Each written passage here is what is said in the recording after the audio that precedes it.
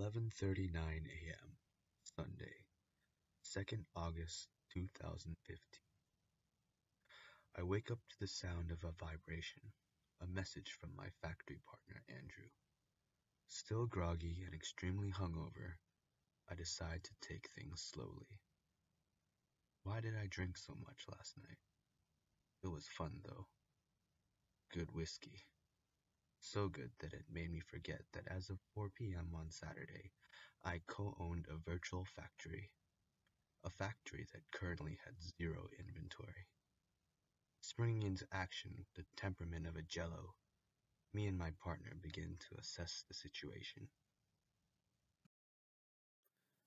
It seemed that despite numerous fair warnings by Professor Sun, we indeed did not buffer enough, and suffered.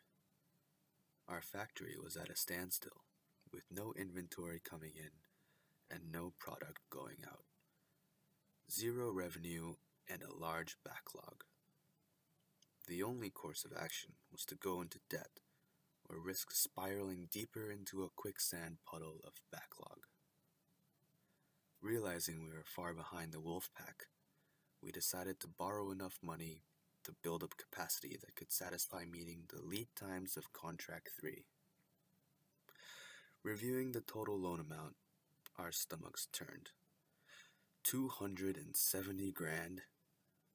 The time for deliberating was over. We needed a decision now. The pressure was on. This is what real men are made of. This is Littlefield.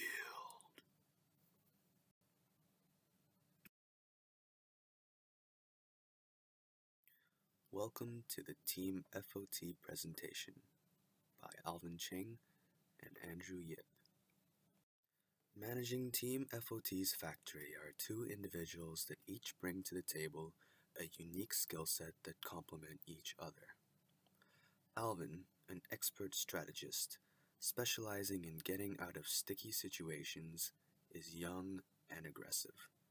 He is also a certified professional psychic. His previous achievements include predicting the temperature of Singapore 4 days in a row, as well as correctly forecasting the amount of cigarette packs needed per week for the last 1.5 years. Alvin's roles and responsibilities include monitoring as well as calculating forecasts. Andrew, on the other hand, is an analytics extraordinaire and Microsoft Excel maestro. Legend has it that he actually dreams in Excel functions. Andrew is also the founder of XAP Lana, an analytics dashboard powered by Google Drive. Andrew's roles and responsibilities include monitoring and managing capacity and utilization. To ensure effective monitoring and control of our factory for the next 336 simulated days, we have decided that we need a systematic approach to record and analyze the data extracted from our daily report. Hence, we started with extracting and recording the live data into a spreadsheet, which allowed us to integrate statistical calculations to each KPI.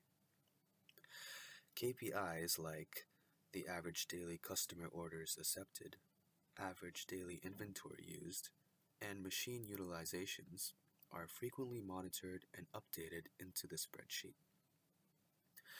Data is updated and monitored more frequently, especially during critical periods nearing to each inventory reorder point. To facilitate dynamic data updating within the team, we used Google Drive to manage instant edits to the spreadsheet. This allowed us to collaborate effortlessly during critical times of decision making. As far as team dynamics are concerned, primary roles and responsibilities are assigned while we remain flexible to assume each other's role when either one of us are unavailable. Nonetheless, all decisions are well discussed and spontaneously co-decided. With all the raw data diligently collected, we took pride in developing a one-stop dashboard to deliver visibly clear and concise data analysis for each factory KPI. This dashboard enabled our team to reduce much unnecessary time for repeated calculations and make quick decisions during critical times. For example, the dashboard offers a clear view to monitor and design an optimum machine configuration across the production stations according to expected and actual machine utilization. Statistical calculations at various KPIs are automatically performed based on the last 7 simulated days for effective monitoring and alert the team for any spiking machine utilizations and machine bottlenecks that are seen highlighted in red. In addition to these, the dashboard also automatically analyzes and computes inventory forecasts according to the latest mean daily jobs and its standard deviations, which subsequently suggests an inventory quantity to order. Last but not least, a gap analysis between inventory forecasts and actual consumption is also performed to further optimize our forecast according to current demand trends. All operational decisions revolved around the priority of raking in revenue with Contract 3. From monitoring average lead times on XAP Lana, Team FOT was able to proactively build up capacity to meet demand during the peak period. With the goal of minimizing lead times, scheduling on Station 2 was set to prioritize for Step 4, essentially cutting down on WIP and cycle times. As seen in the previous slide, the dashboard provides a quick calculation for inventory buying. However, forecasting would require advanced functionalities not available on the Google Drive platform. Team FOT entered the competition with the objective of ultimately winning against all other teams.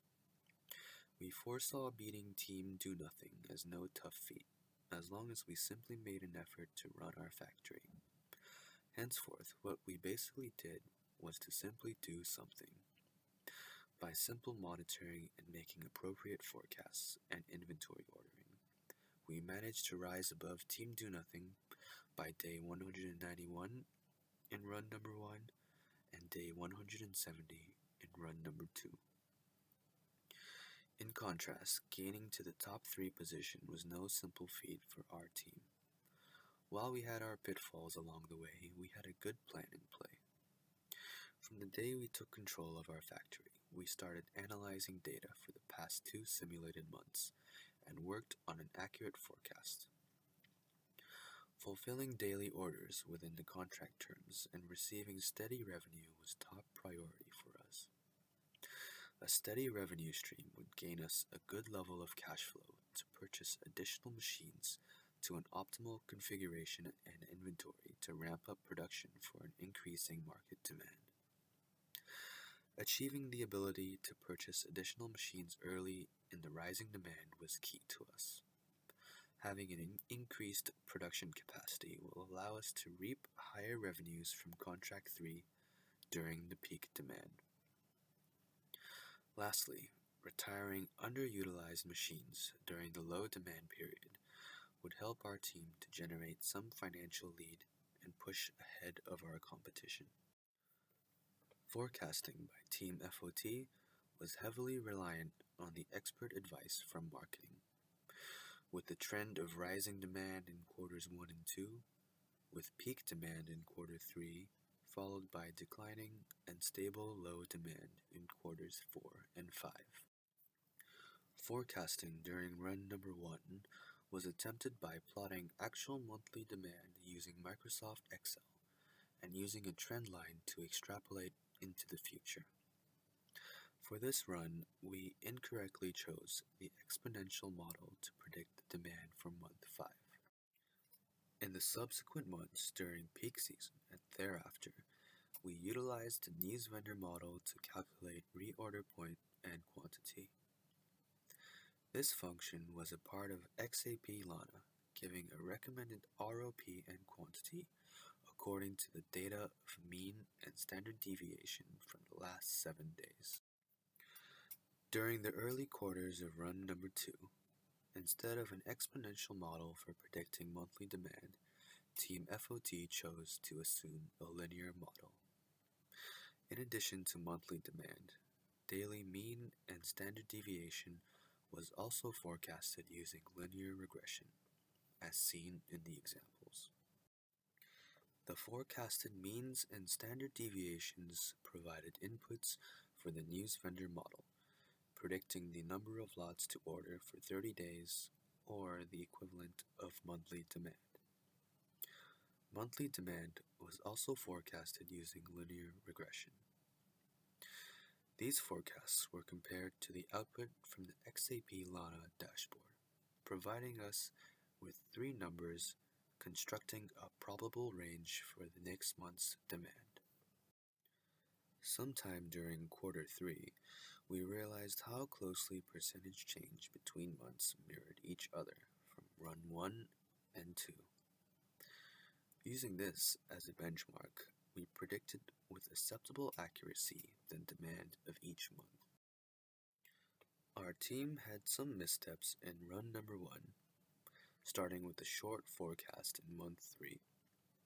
Changing our reorder point too close to inventory depletion caused us an empty warehouse for 5 days and 13 days of lost revenue. The backlog of queued orders awaiting inventory kits took additional days to order fulfillment, which exceeded our contract delivery terms. This little mistake cost our factory a huge loss of potential revenue and time catching up on our competitors. I guess our team made a great example of buffer or suffer. However, the painful consequences awoke the beast within us. We aggressively undertook huge debt, bought multiple machines, built our dashboard, fine-tuned it, and turned our business around in the next 30 days. In run number 2, our main missteps were basically inaccurate forecasting. We lost potential revenue of approximately $240 grand as a result of over-ordering in month 4 and under-ordering in month 6. In addition to that, we overbought an extra machine at station 3, which could have saved us $100 grand. If we had forecasted more accurately and bought an optimum number of machines more cautiously, we might have gained the top position against our competitors. In any case, we believe we did pretty well in both simulation runs, since we managed to remain in the top 3 placings. But surely we could have done better. Thank you for watching.